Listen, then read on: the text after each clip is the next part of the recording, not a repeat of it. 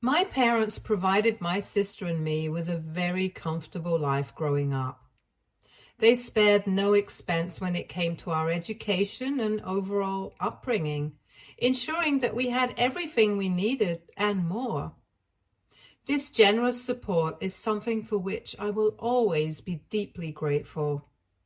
I witnessed many of my friends facing significant challenges at home while we were growing up, struggling to secure even the basic necessities. It was a stark contrast to my own experience, where such struggles were absent. Our household was one of abundance where material needs were effortlessly met. Despite the wealth and comfort, I always tried to remain grounded. I was acutely aware of the privileges that our parents' hard work and success afforded us. This awareness fostered a sense of gratitude within me. I never viewed our financial status as a reason to feel superior to others. Instead, I saw it as a fortunate circumstance that came with the responsibility to remain humble and empathetic towards others.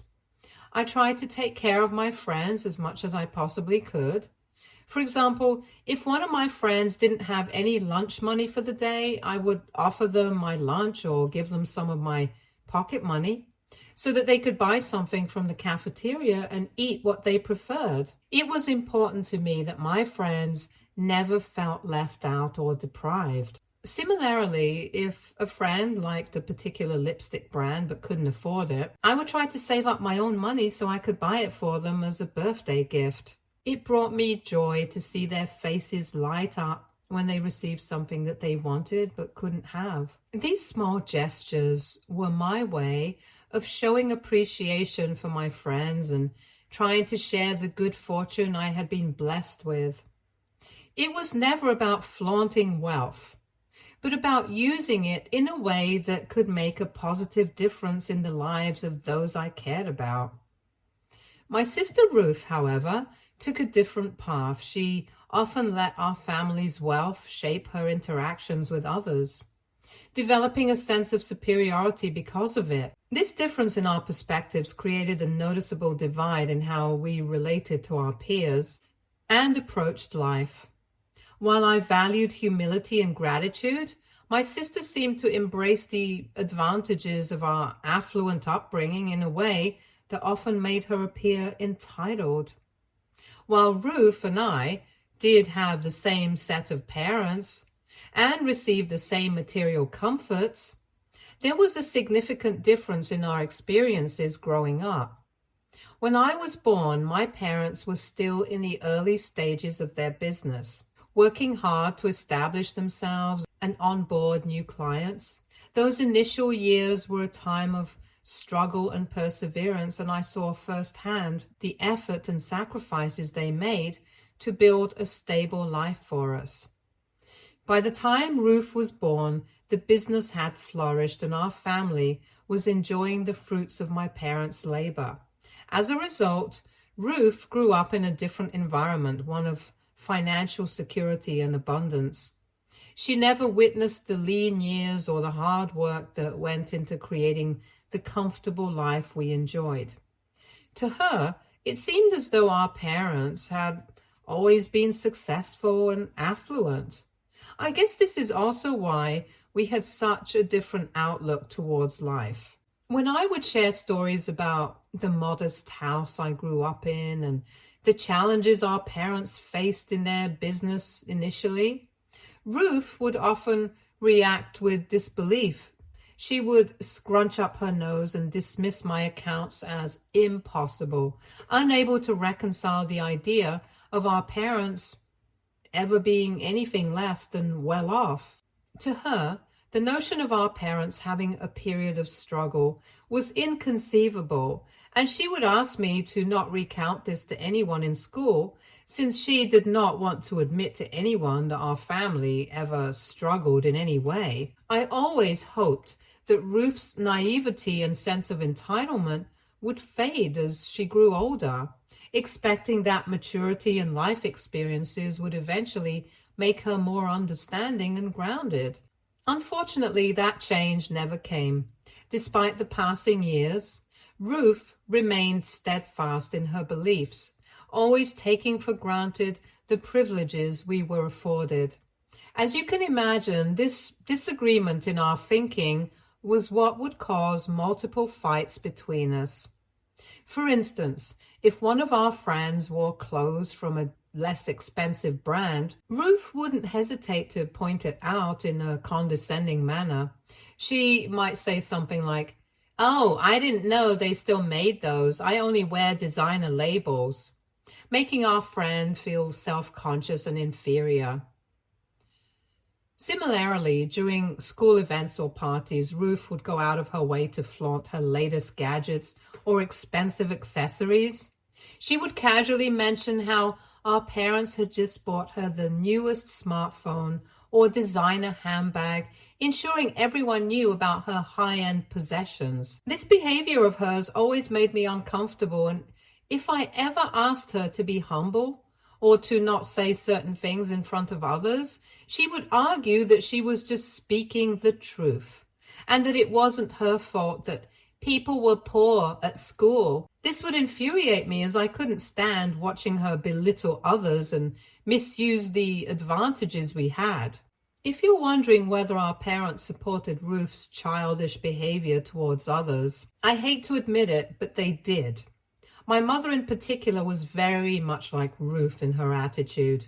Apparently, my maternal grandparents used to be quite wealthy until they lost a significant portion of their money due to bad investments. This financial setback forced them to give up their large, opulent house and move into a smaller one, a change my mother absolutely detested. She would often express her dissatisfaction to her parents, lamenting how she wished she had never been born to them or wishing that they could provide a better lifestyle. This was largely because my mother had many wealthy friends and felt inferior in comparison. It's important to note that despite the financial loss, my maternal grandparents were still able to afford a good life. It just wasn't the same lavish existence they once had. My mom has always had a lot of resentment towards her parents because of this. Hence, when Dad's business started going well and they shifted to a wealthy neighborhood, my mom finally felt at home. She loved the fact that people looked at us differently and we could now go for extravagant vacations without worrying about the money. Her sense of privilege and entitlement also rubbed on Ruth, who's exactly like her. She always seemed to support Ruth's sense of superiority, perhaps because she saw in Ruth a reflection of her own past frustrations and desires. Unfortunately, this support only reinforced Ruth's behavior towards others, making it even more challenging for her to develop a grounded perspective on life and the privileges we enjoyed. When I first started dating, my parents had different pieces of advice to offer. My dad wanted me to find a good, hardworking, dependable guy to marry. He emphasized the importance of character, integrity, and reliability in a partner. My mom, on the other hand, had a very different perspective. She insisted that I should marry into a wealthy family so that I could enjoy a lavish lifestyle and she could gain access to wealthier friends within her social circle. I felt bad that she was essentially using me to climb an imaginary social ladder, valuing status and wealth over genuine connection and personal happiness. This pressure made my early dating experiences quite challenging. When I first started dating, my mom would often interfere and tell me how the guy wasn't good enough for me and kind of pressured me to break up with them. This resulted in a few fights, after which my dad had a talk with my mother and she decided to keep her mouth shut about my dating life. However, I also quickly realized over the years that many men in the real world were more interested in my family's wealth than in who I was as a person. They saw me as a ticket to a comfortable and affluent life, rather than appreciating me for my personality, values, or aspirations. This realization was disheartening and made it difficult for me to find someone who was genuinely honest and kind, someone who could emotionally support me and be my pillar of strength. I often found myself questioning the motives of those who showed interest in me, making it hard to trust and form meaningful connections. This is why when I first met Robert, I wasn't that excited initially. I assumed he, like every other guy before him, would light up at the mention of my family's wealth and try to get me to talk about my dad's assets. However, Robert turned out to be different. He didn't give 2 cents about what my dad had or the kind of lifestyle I grew up in. Instead, Robert asked me the important questions. He wanted to know how I felt growing up with my family. He was genuinely curious about whether my family looked after me or if they were too busy with their own schedules. He even asked if I felt lonely and miserable growing up. These questions showed me that he was interested in me as a person, not as an extension of my family's wealth. Robert's focus on my feelings and experiences rather than my family's financial status was refreshing and comforting. It was the first time someone had taken the time to understand my personal history and emotions rather than just my family's material wealth. This approach made me realize that Robert saw me for who I truly was, and it marked the beginning of a meaningful connection between us. Unlike me, Robert had a humble upbringing, yet he never made me feel like I was just a money bag to him. He would take me out on dates, to small cafes, and treat me like a queen. I loved how he was so confident in who he was and never felt inferior or put me down, unlike many men I had encountered in the past. Robert's lack of a big ego and his genuine appreciation for life stood out to me. He wasn't trying to impress me with grand gestures or extravagant outings. Instead, he focused on creating meaningful experiences and showing me genuine care and affection. This authenticity made me feel valued and cherished in a way I hadn't felt before. Robert's ability to see and appreciate the simple joys in life without feeling the need to compete or prove himself created a sense of stability and comfort in our relationship. This is why when I introduced Robert to my family, I was quite nervous since I was serious about him and wanted to see if he could fit in with my family. I was particularly worried about how my mother and sister would react, given their tendency to put others down. During lunch, my dad engaged Robert in a conversation about his business and listened attentively as Robert talked about his job. Robert was quite frank about his humble upbringing and expressed gratitude for where he was now. My dad appreciated Robert's honesty and humility, but I could see the disdain in my mother's face throughout lunch. She was utterly disappointed in me, and after lunch refused to talk to me directly, fuming that I had been dating someone like Robert. My sister, much like my mother, kept making subtle comments and jokes about Robert's outfit, hairstyle, and upbringing. These remarks irritated me, and I repeatedly told her to stop. It was disheartening to see them judge Robert based on superficial aspects rather than his character and the way he treated me. Despite their negativity, Robert remained polite and composed, which only reinforced my feelings for him, and highlighted the stark contrast between his genuine kindness and my family's superficial judgments. After lunch, my dad shared his thoughts with me privately. While he acknowledged that Robert seemed like a wonderful guy, he expressed concerns that Robert might not be able to provide me with the same lifestyle I was brought up with. My dad was worried about my future comfort and well-being. Fearing that I might have to compromise on the material aspects of life I was accustomed to. I understood his concerns, but felt it was important to explain how Robert made me feel truly seen and heard. I told my dad that I was willing to compromise on lifestyle if necessary, because Robert and I were compatible in many other more meaningful ways. Robert's kindness, understanding, and the way he valued our relationship meant more to me than just maintaining a luxurious lifestyle to show off in front of others. My dad appreciated how hardworking Robert was and recognized the genuine connection we shared. It was a relief to have at least one parent start to see what I saw in Robert, giving me hope for a future where my family would accept and support our relationship. However, my mother and sister made their disapproval of Robert abundantly clear. They criticized everything about him and insisted that he wasn't a good fit for our family. My sister went so far as to stalk his entire family on social media, showing me pictures of their lifestyle and highlighting how terrible it was compared to ours. Just to give more context, Robert was doing quite well in his sales job when he met me and lived in a very good neighborhood in his own apartment. He had always been open and honest with me about his background and his family situation, so I was not surprised by any information that Ruth threw at me. I tried to explain to my sister that she had no right to put Robert's family down, since he had no way to choose which family he was born into.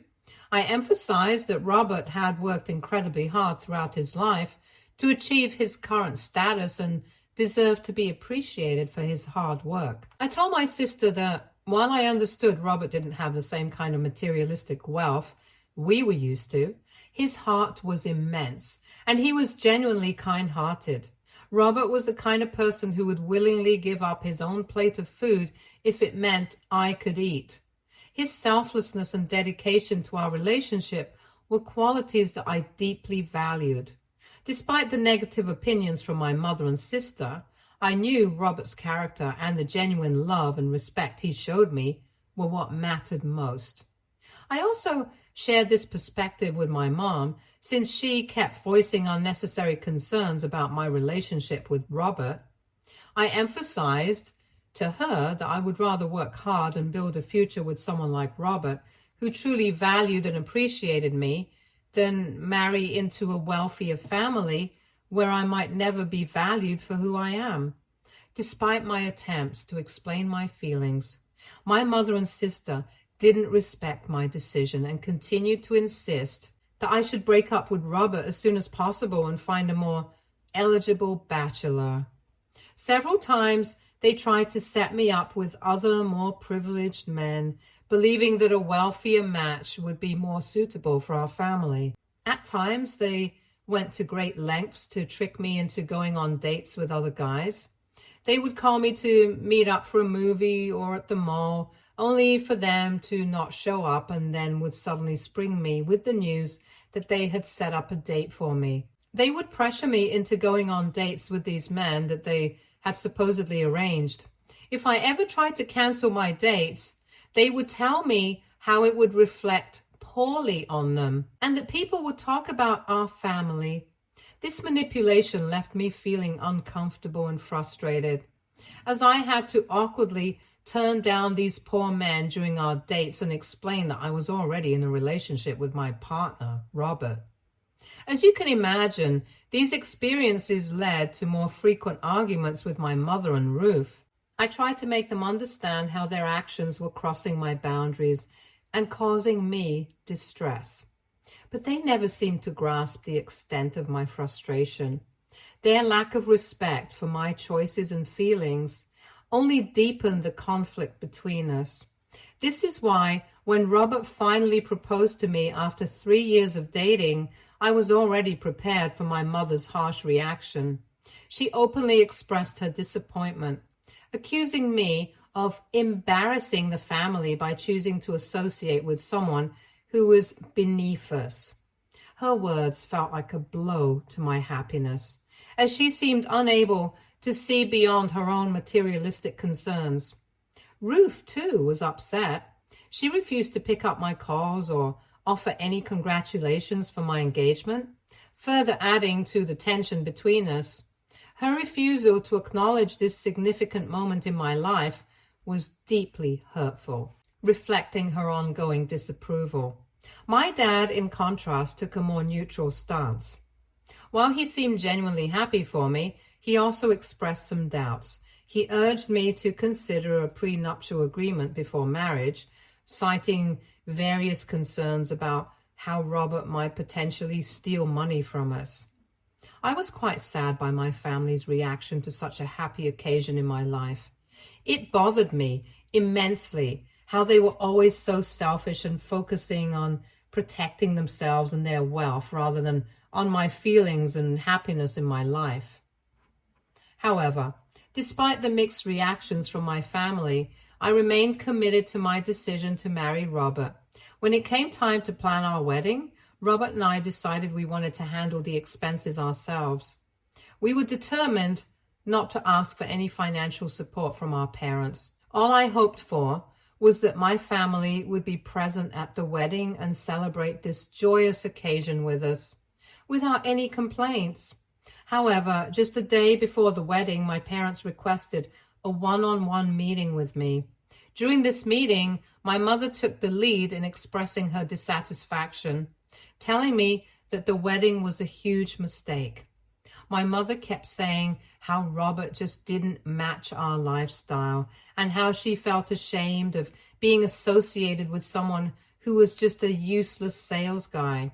She said her friends' daughters were marrying into wealthier families while I was apparently downgrading myself by being associated with this man. My mother even commented about how this was why Ruth's always been her favorite child, since she understood and shared her perspective, which was extremely hurtful for me to hear. In the back of my head, I always knew my parents didn't love me as much as they loved Ruth, but she had never been so outright open about her feelings until that day. My dad also kept saying how worried he was that I was marrying without a prenup, and went on to threaten me that he would not ever give me any money in the future or leave me with any properties if I didn't get a prenup before getting married. He kept saying how he didn't work so hard for another man to steal it away from us.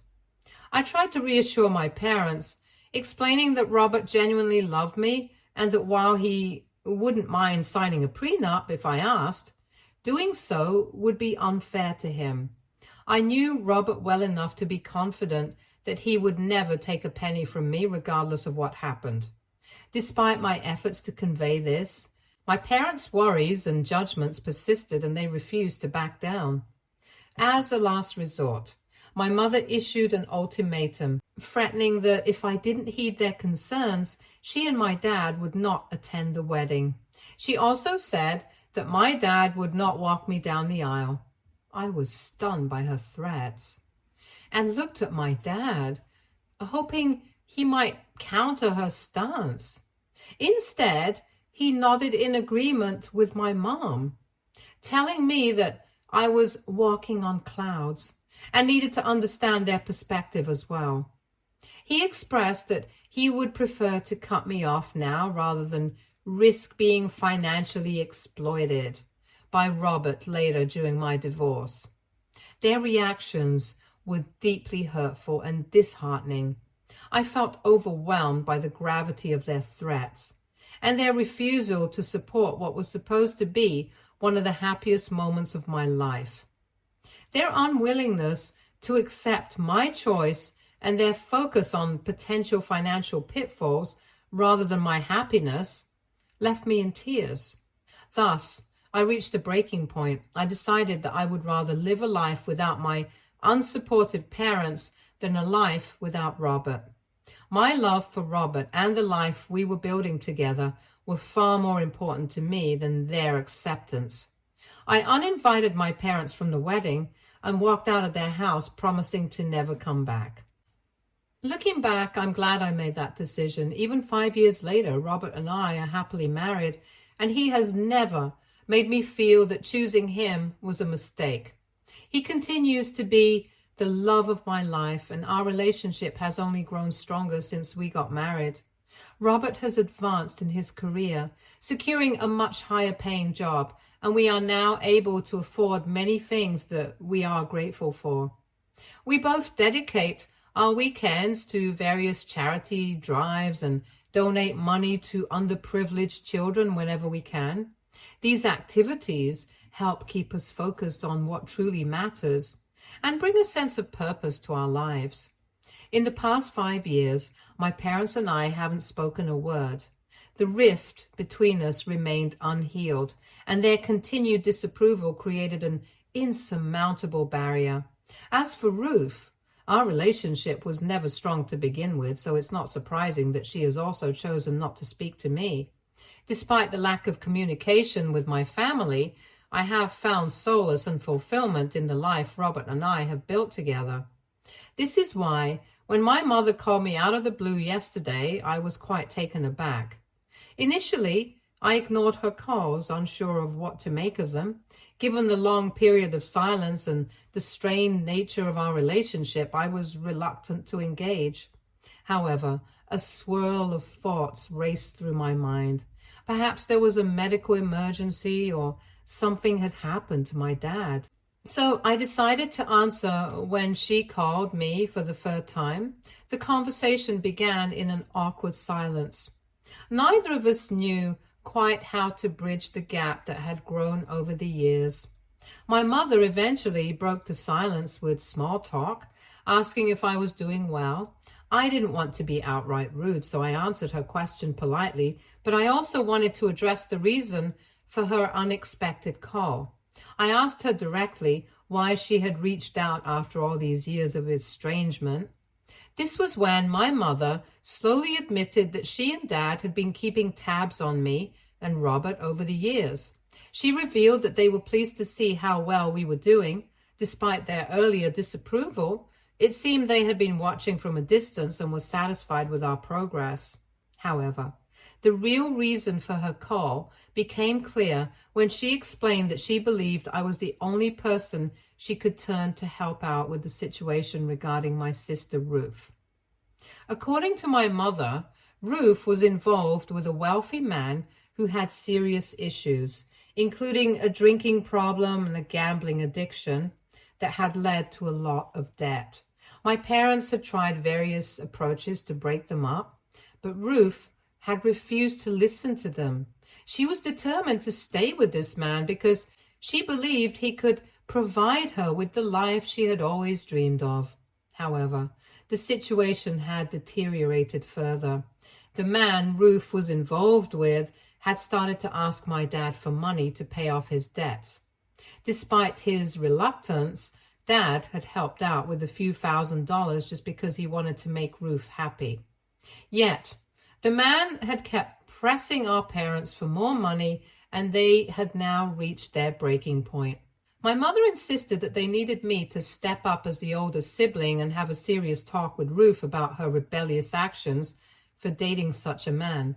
She argued that since Robert and I had managed to turn our lives around over the years, my sister needed to learn from my example. My mother urged that I was their last hope and told me that I needed to keep our differences aside and help my younger sister out in whatever way I could. My mother's revelation was startling. At this point, I realized my parents were looking to me, not just for support, but for a resolution to Ruth's ongoing issues. And maybe my mother thought I could potentially help out by paying off the guy's debts. So I asked my mother to stop talking and reminded her that she needed to stop using terms like older sister and family when speaking to me. I pointed out that she, Dad, and Ruth had all refused to communicate with me for years.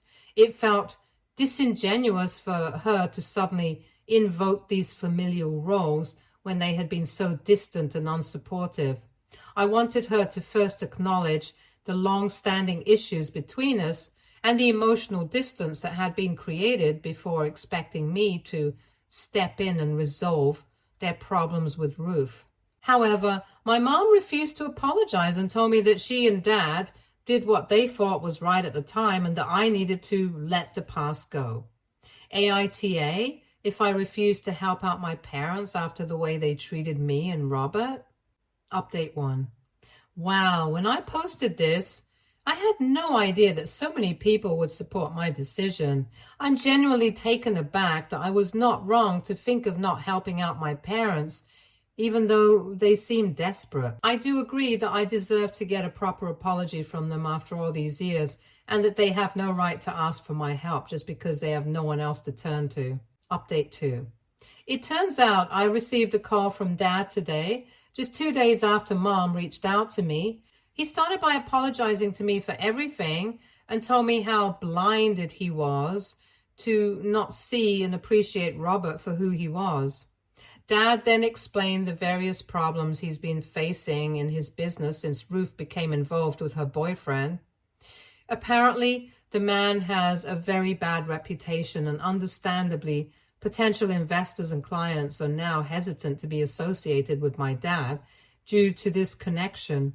Dad admitted that he had lost a significant amount of money trying to pay off Ruth's boyfriend's gambling debts, but the man just never learned his lesson.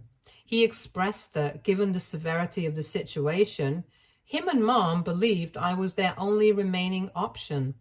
They hoped I could help Ruth see the consequences of her actions and persuade her to reconsider her relationship with someone who had already caused so much trouble. This is when I suggested to Dad that he needed to do exactly what he had done to me 5 years ago. I told him that since no one could force Ruth to see the error of her ways because she was a grown adult woman, he needed to stop supporting her lifestyle with her boyfriend and should cut her off just as he had done with me. Dad remained quiet as I continued, reminding him that he had no hesitation in cutting me off, even though it turned out he was wrong about Robert. I told him that if he had been willing to do that to me, he should have no problem applying the same approach to Ruth, given her current situation. I made it clear that aside from this piece of advice, I owed nothing to them, and that their problems with Ruth were not my responsibility to solve. I have no idea if my dad will actually listen to me or not, but he didn't argue with me any further. Update 3. A quick update. After my phone call with Dad, my mom called me in a fit of anger. She was outraged, calling it distasteful for me to suggest that Dad cut off Ruth, and blamed me for the fact that Dad was even considering it. She yelled that I was supposed to talk sense into Ruth, not convince Dad to abandon her. I simply laughed and told her she needed to stop calling me and expecting me to help her precious daughter when she had no problem abandoning me during my wedding. I reminded her that I had only suggested an idea to Dad, and ultimately it was his decision to make. I reiterated that their problems with Ruth were not my concern. Since that conversation, I have blocked both of my parents from my phone. The recent interactions have taken a toll on my mental health, and I no longer want to be involved with my family in any way. Honestly, I don't care what happens to Ruth. I hope this is a lesson for my parents for always having treated me differently. I'm quite happy with Robert currently and want to focus on the life we share. Stay tuned for more stories from our girl relationships.